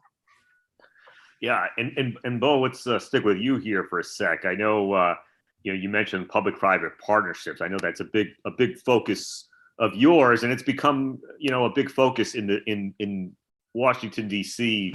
itself. Where are some opportunities, perhaps, on the real estate side with public-private partnerships? And are there any particular neighborhoods that you've been tracking that are kind of ripe for opportunity? Yeah, it's really interesting because if you'd met me earlier in my career, I was very much, I'm going to go out there and do this on my own. None of this red tape, none of this bureaucracy. We're going to get private dollars. We're going to go be capitalists for the common good, and we're going to go out and make a difference and fulfill our company's mission of transforming lives, careers, and communities through real estate. But we're going to do that sort of independently. And as I got down that journey and the company started to grow, I realized that we were sort of how dumb I was, because I was operating in isolation, thinking that my little drop in the bucket didn't need to be aligned with everything else that was going around me. And so we started to come to grips with what are some of the policy objectives, which we were highly aligned with what the municipality was trying to do. How can we contribute to that with our talents and our skills? And so that's how it started. We've had the opportunity to do a number of projects.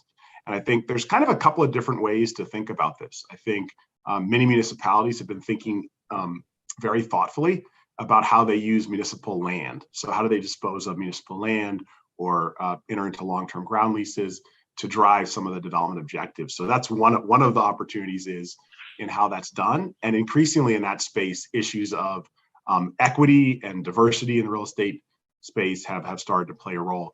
As people think about how they can use that public land to drive economic development, but also to create new entrants in and economic equity in the field.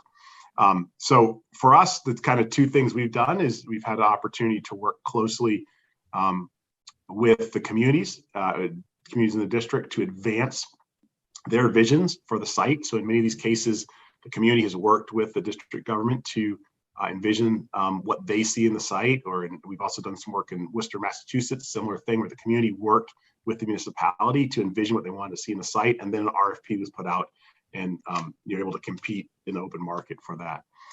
The other piece has been ways to use municipal leasing to drive activity. And so speaking of neighborhoods, the leadership of DC is really focused on how can you drive economic activity east of the river, with a real focus on moving government office over there to help bring daytime traffic to many of these communities, and also in trying to drive food access. They just released the number of grants to support food access on the grocery, the fast casual, and the restaurant side. So this daytime traffic that can be driven by the office actually creates an opportunity for retail and some of the community serving retail to thrive. So that's an opportunity, especially heading east of the river, a thought about how the relocation of district office could help drive activity in those communities. Great. And Ryan, let's bring you in here. And this can be kind of looked at as far as the DC lens or the national lens, but what portfolio, how is portfolio performance, I guess, fared in 2021 and by obviously multifamily and industrial have done well, and how do you see that playing out in 2022 and perhaps as it relates to the DC metro area? Yeah, thanks, Mike. Pardon me, Andrew. My perspective is local, because that's Eagle Bank lends in the DMV marketplace almost exclusively. So we've seen, we've fared much better in our portfolio, and our customers and our overall market has fared much better, frankly, than I think many of us were concerned it would at the beginning of the pandemic. Now, none of us, I don't care if you're 2 years old or 102 years old, maybe that might be a little bit of a stretch, but none of us have been through a global pandemic that shut down the economy like it has. So uncertainty is a word that was thrown around a lot during early 2020. We've stabilized to some extent. The last panel, I think, put it well, that we're in a calm right now, and I think there's certainly warning signs on the horizon, but everything feels pretty good. The food groups that we're all chasing after, the industrial, the multifamily, from a bell of the ball perspective, are there. But Eagle Bank as a community bank, much to Bo Mankiti's point, is that there's more than metrics, right, that drive these decisions that we're making. We are trying to create a better place that we live in, right? So it's not just, and I think Scott said it before, right, that the models will soon become reality, and the more realities that we have and the more success stories that we have in the opportunity zones, and other aspects will continue to drive that investment and create people will replicate that behavior and the thought process. And when you include the people, all the people that it impacts, right, from the folks that live there to the local politicians that make decisions, to the developers, to the equity groups, to the debt groups, and that coordination, to Bo's earlier point, is just huge. And that's what has led DC over the past 20 years to become the DC we know today, because I know it was different 20 years ago. Yeah, and what would you say are either your chief concerns, if you had any, for going into 2022, and also maybe perhaps what gives you sense for optimism? People, I think, are at the center of all those questions, right? So the return to work and the sort of migration of folks to an entirely remote space or a flex space, we're all going to be struggling with that. I know at Eagle Bank, we've had a fair amount of turnover over the last 18 months. Some of that's driven by individual decisions for the person. Some of that's corporate stuff. Some of that's just overall pandemic. But we are now in business day number 7 of our return to the office. and it has gone extremely well, with a lot of fanfare as people, plenty of people were hired during the pandemic that never met each other, right? So that's, getting the people part right is going to be something we all struggle with. From a commercial real estate perspective, DC's maintained some stability in the multifamily space. I think that's always going to be a place where investors and debt providers and developers focus a lot of time and energy and money. Industrial continues to be continues to be a shortage of that property type, and C, B, A, it doesn't matter what level of industrial you're in, it's an attractive asset class right now. Office obviously is the big unknown, and who knows where that's going to play out. We will over the next 6 to 12 months obviously have more certainty as time passes, and we'll be able to make more informed decisions. Having said that, we at Eagle just closed a refinance of an office building in the central business district in the last couple of weeks with a group of folks that we just have all the confidence in, and good people will continue to make projects run. Scott, maybe for background, you can tell the audience about some of the projects you have in the DC area currently and how they're performing. Sure. Yeah. So as mentioned previously, Watermark is a 452 unit multifamily building in Buzzard Point. That project opened in August of 2020 and is, completing its final stage of lease up right now, kind of right in line with our expectations pre-pandemic. And then I'm sitting today in Woodbridge, Virginia, where we're developing 320 units right on the Occoquan River.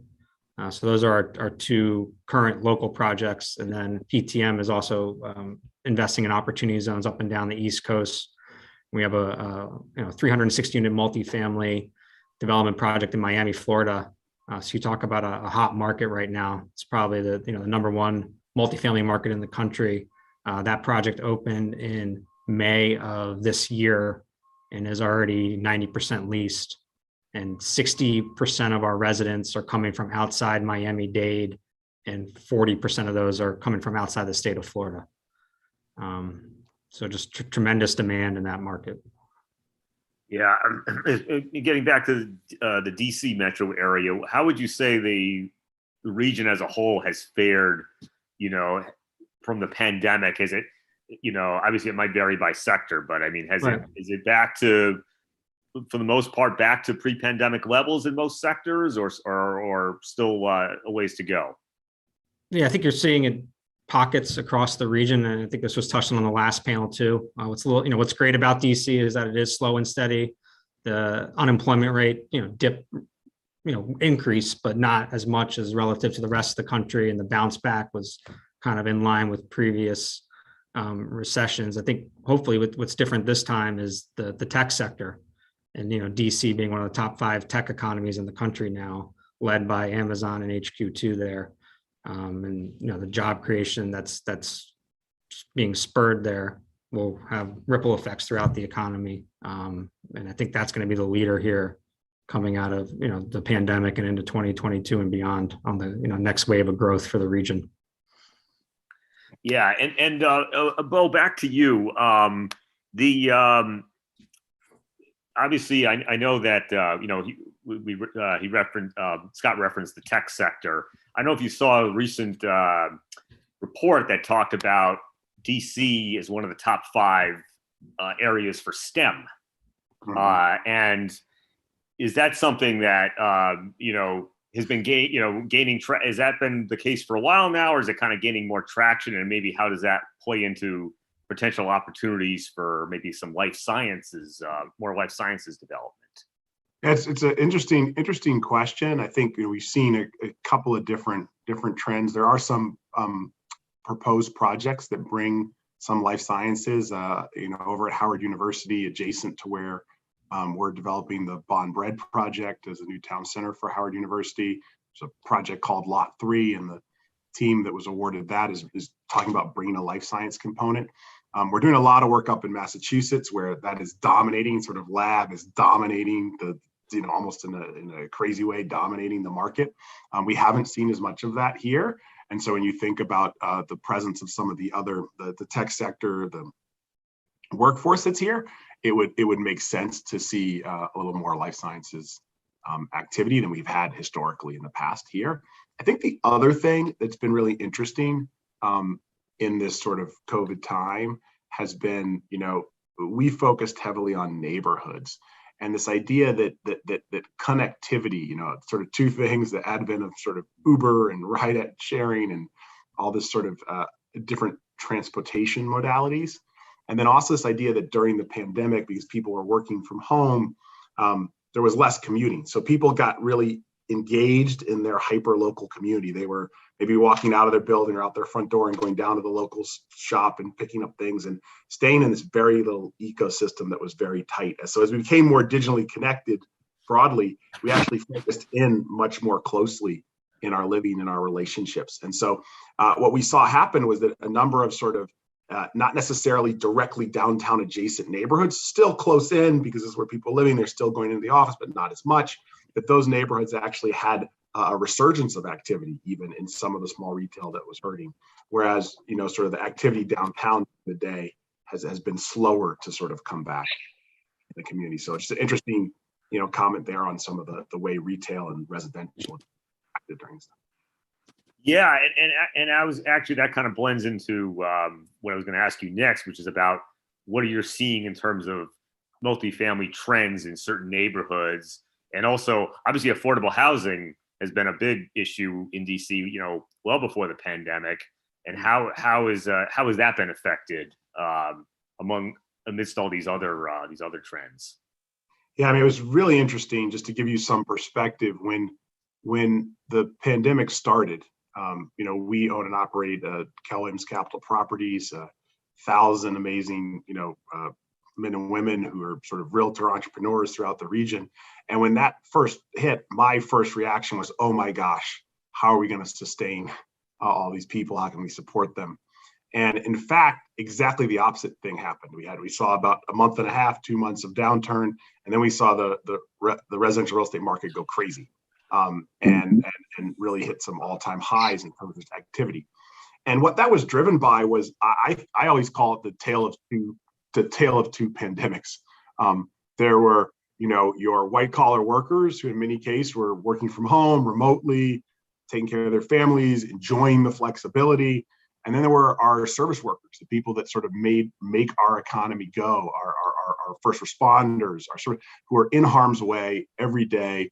You saw retail take a hit. You saw a lot of these service businesses have to lay off a lot of people. And so with the activity that you saw in the upper end of the market for homeowners, you saw equal devastation in the middle of the market for the working class.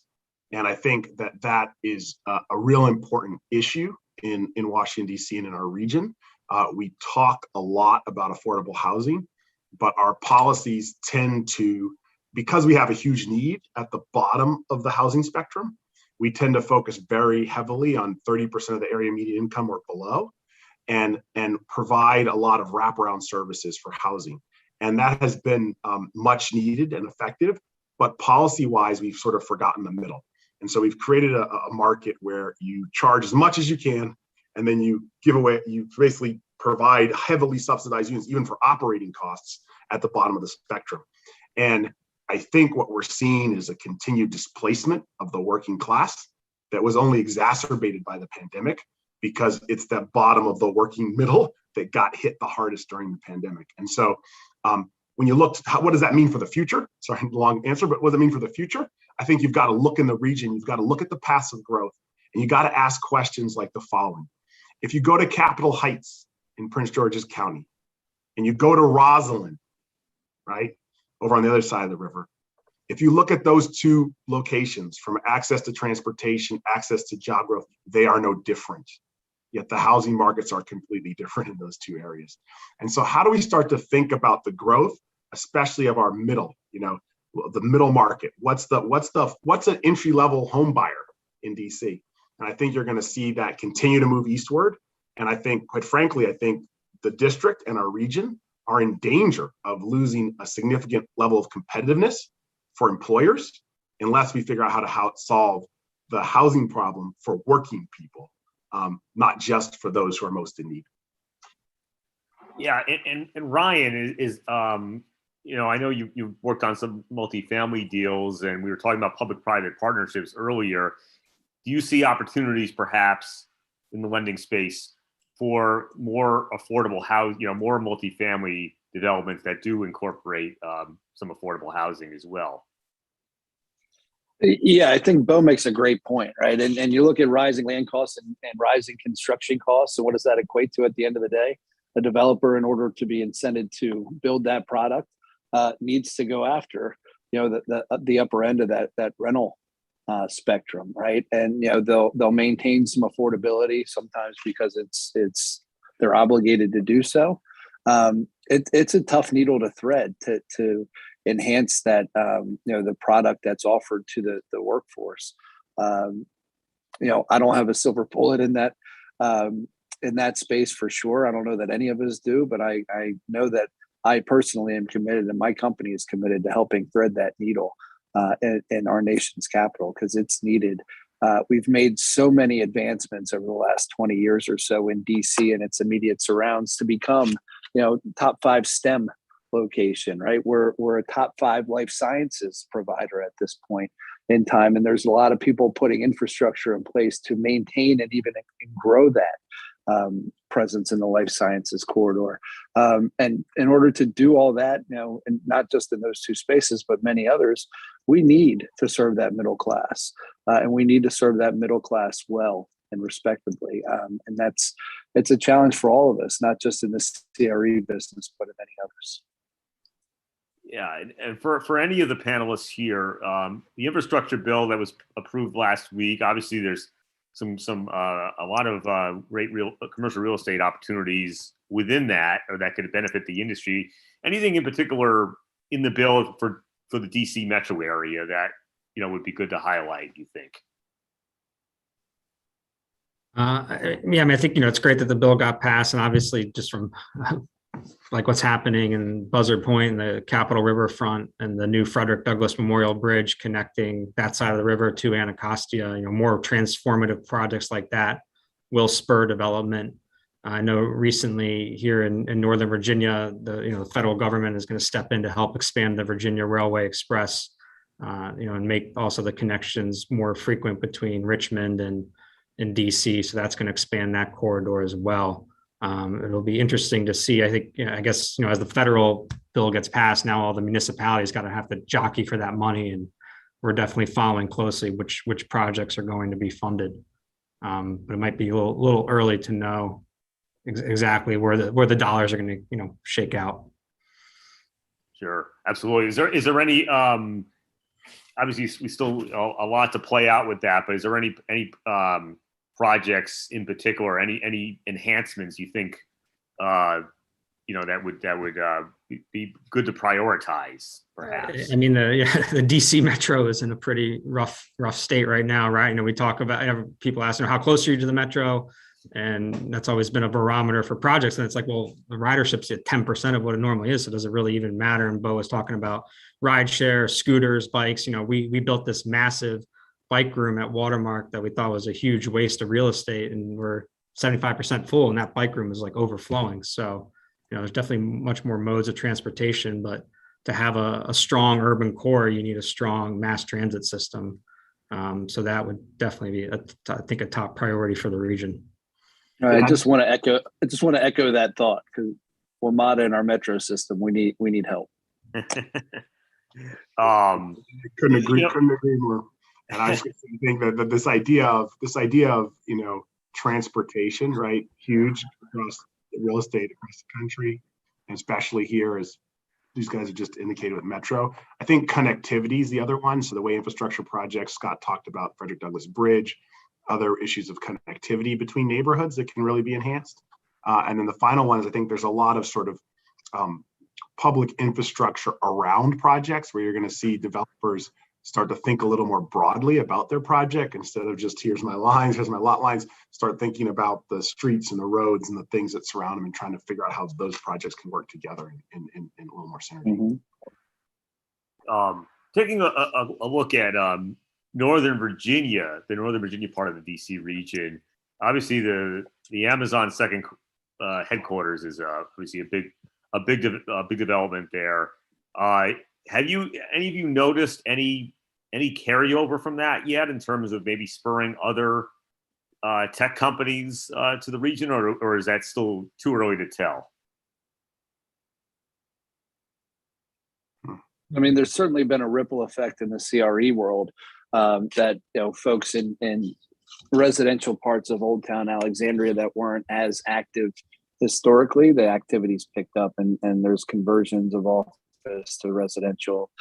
So there's certainly impact felt by not just Amazon HQ2 coming in, but Virginia Tech's campus coming in, and that Northern Virginia.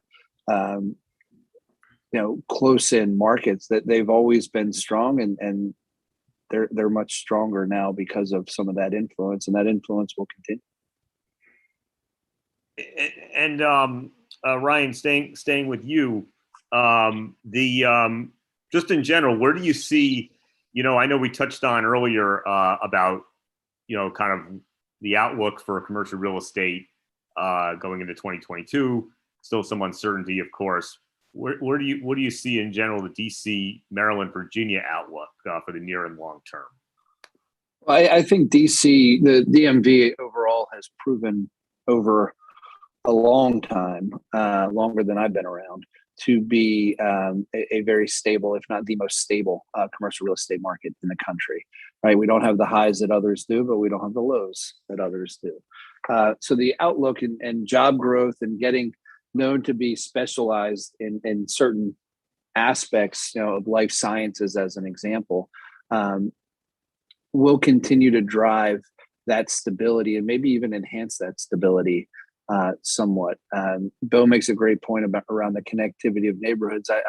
My personal belief is that our new normal will be not 5 days in the office, but something in the neighborhood of 3, right? That puts us back in our homes and our immediate communities and living the early pandemic life, so to speak, each and every week for at least part of that week, right? So our connectivity to the local spots will be more abundant. The time and energy that we spend paying attention to the local amenities, the immediate amenities that we all enjoy with our families will be enhanced. I know we as a bank are very hungry. It's a competitive landscape, right? There's so much money sitting on the sidelines from an equity perspective, from a debt perspective, that, it's many of us go out and chop the legs out from the next guy just to win a deal. And that's going to continue to some extent, but I look forward to putting my head together with folks like Bo and Scott and creating some new neighborhoods, right? And providing what the community needs to continue the expansion of DC and the recognition of DC as the top real estate market in the country. Scott, back to you. What, as we look ahead to 2022, what do you think are some of the most attractive incentives that investors should eye next year? Sure. I mean, aside from the ESG component, specifically into opportunity zones, while the 10% step up in basis is going away for investors, the program still has many long-term attractive benefits, most namely being the tax-free exit after a 10-year hold. So we look at our capital as patient capital that's investing in communities like we've been talking about and stakeholders for the long term. And we think, that especially in an area like DC that is growing at a quick and sustainable pace, those will be attractive incentives, for our investors still. Yeah, and as we were talking earlier about, migration trends in the DC area, is there any specific neighborhoods, either in DC proper or Maryland, Virginia, that you see particularly great potential in either next year or the near term? Yeah, I mean, one area we've been watching closely, and again, going back to whether it's infrastructure investment or just these large mixed-use developments, is what's happening with Hines and Walter Reed up on Georgia Avenue in Northwest, and the expansion of that corridor from Silver Spring into the city. Bo already talked about all the development happening in Capitol Heights. That's a more kind of upper Northwest DC and Capitol Heights. Just these areas where the middle class is getting priced out, but still wants to be in that kind of urban core, 20 minutes to downtown. I think there's a lot of opportunity in those areas, surrounding DC. I think, as we continue this march eastward, there's a lot of activity in neighborhoods east of the Anacostia River in terms of, Anacostia and Congress Heights and Hillcrest and Deanwood. And I think that will continue.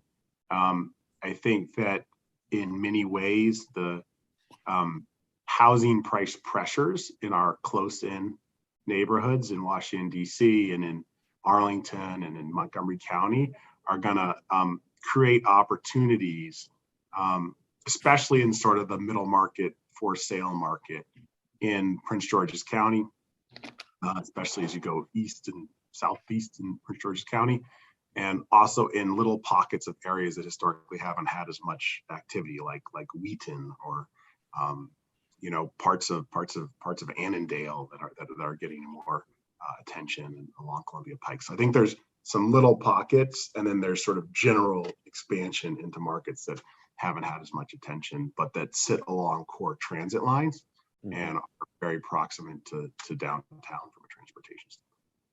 All right, I think, Bo, you make a great point. I mean, you look at what Rappaport and W.C. Smith did at Skyland Town Center, right? Phase 1's up and being occupied as we sit. The Lido next door is being built. That's a 20-year plus labor of love for those guys.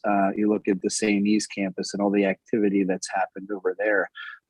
They're building, Don Knutson's building townhomes in there that are just, the folks that are working on and helping build those projects are, from the community, right? The buyers are from the community. They're creating new community as they're, improving the old. Just a ton of stuff has happened, and those sort of, oasis sort of developments will create something to connect to, and then those neighborhoods will connect to your earlier point.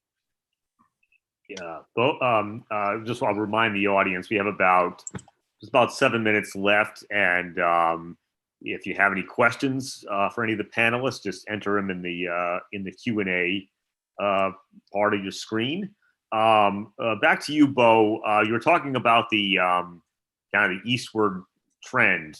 Now going really east, the city of Baltimore, which kind of gets, I would say kind of gets lost in the shuffle a little bit in terms of, obviously DC is gets a lot of the attention, and rightfully so, but Baltimore, big city in its own right. Do you think they could, perhaps benefit, or there could be some opportunities there as a result of some of these trends? Yeah, really interesting question. I mean, I think Baltimore, so we always say that our investment thesis that we invest in cities with really strong macroeconomic and demographic fundamentals in neighborhoods that are on the other side of perception, where people's long-term biases or perspective or physical barrier has created a unlogical disparity in real estate asset values. The challenge in Baltimore is that Baltimore as a city, in a self-contained city, does not have strong macro demographic and economic fundamentals. However, it is adjacent to a bunch of places with very strong economic fundamentals. So I think the question for Baltimore becomes connection. Baltimore has tremendous history and bones and great actual physical building stock that could be brought back to life, and really great neighborhoods. The question has been, the redevelopment in Baltimore has been very spotty because there's not actually underlying job growth and population growth to drive demand at the levels needed to actually see systemic evolution. So I think that the key thing for Baltimore is the ability to remake itself as a place of employment post the death of manufacturing. It was such a jump from manufacturing to a lot of financial services, which is what came to Baltimore, that there's a huge amount of the population sort of left behind. So the question is, can transportation connect Baltimore to other places that start to blend the economy of Baltimore with Washington, D.C.? I think high-speed rail, there's a whole bunch of things in the works that could do that. And I think if that happens, I think you'll see a real renaissance in Baltimore as it gets connected to employment centers that can really help drive the population base inside. Got it. Scott or Ryan, any thoughts on Baltimore and its potential? I mean, that's just Bo just summarized the opportunity and the challenges with Baltimore, I think, perfectly, right? I mean, we helped Sagamore, then Weller Development, Land Bank, the Port Covington site, and that's now under development. And we're excited to be part of an affordable housing aspect of that on the vertical side. There's hope. It is such a challenging situation, and it's really hard to figure out the right solution that creates that systemic growth that Bo was referencing. Certainly, I think the Port Covington development is a starting point for that. Yeah, Port Covington will be transformative, and then going back to Bo's point about, there's plans of that high-speed rail connection between DC and Baltimore. And so if that's something, that could get legs with this infrastructure bill, that would definitely be a game changer. Yeah, and actually there's a lot of Amtrak funding in the infrastructure bill. So obviously, I don't know if that would have any factor in terms of, obviously you can already get to between DC and New York, pretty quick on the Acela, but perhaps even quicker if depending. Yeah, I mean, I've seen even plans like a maglev train between DC and Baltimore that would be 15 minutes. So something like that could be. Yeah, that would be transformative. Certainly would be. We were talking earlier. Obviously, the big unknown in commercial real estate everywhere is back to office, remote working trends. For any of you, where in general, what's kind of the ballpark estimate now in terms of office occupancy in the DC region right now? I'll go last. I mean, I'll give you my take. My take is that I don't think we've quite yet answered the question of what office looks like in the post-pandemic space. We still have lots of organizations that have office space that was leased and committed to well before the pandemic ever started. I think from my experience and the clients we've worked with, I just say two things. I think people will come back to an office. It is possible to sit in your house in the dark all day and get everything you never need delivered to you and interact with the entire world through virtual reality and your screen. But human beings don't actually want to do that. And when you feel the energy, when people come back together, the culture that gets created, my sense is that it'll be critical to the sustainability and growth, especially of great organizations, to have people come together physically. And so that's going to continue somehow. It may look completely different, right? I think we've seen office people coming back. We've seen less people in the office or staggered work schedules. We've also seen people going away from these shared lots of people at the same desk to larger offices and more separated spaces. So there's a question about what does that actually look like in the future. And my sense is that, as Ryan said earlier, it's 7 days into return to work. It's going to be a little while, not only for organizations to figure out what they want to do, but then to have the opportunity to reposition the real estate into what they want to do. Right. Yeah. Right. The long term. Go ahead, Scott. Sorry. Yeah. Sorry. I was just saying. I mean, it's also going back, to the actual to the question of what does occupancy look like. It's also what day are you measuring it. So on Fridays, going back to Bo's point, it's not the 5-day work week is just going to be tough. But on hopefully that Tuesday, Wednesday, Thursday, we're seeing near capacity, and that's what these downtown CBDs need, especially in cities that don't have the residential population like DC does. I mean, they're really hollowed out without the office workers there. Yeah, I mean, the long-term leases just make it hard to turn on a dime for landlords and tenants, right?